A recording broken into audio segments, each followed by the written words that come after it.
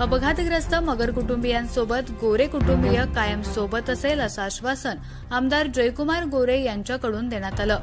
रविवारी सायंकाळच्या सुमारास आमदार गोरे यांनी अपघातग्रस्त मगर कुटुंबियांची भेट घेतली।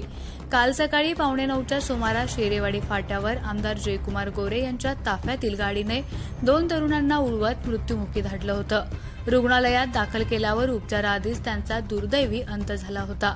यावेळी आमदार जयकुमार गोरे यांनी आपले सर्व नियोजित कार्यक्रम रद्द करून रुग्णालयात सुमारे 3 तास ठाण मांडून बसले होते। यानंतर मयत मगर बंधूंच्या अंत्यविधीत देखील गोरे उपस्थित होते। काल घडलेली घटना अत्यंत दुर्दैवी असून आणि मगर कुटुंबियांच्या दुःखात सहभागी आहोत। मगर कुटुंबात कधीही भरून न येणारी पोकळी निर्माण झाली असून मगर कुटुंबियांसोबत गोरे कुटुंबीय कायम राहील असं आमदार गोरे यांनी म्हटलंय।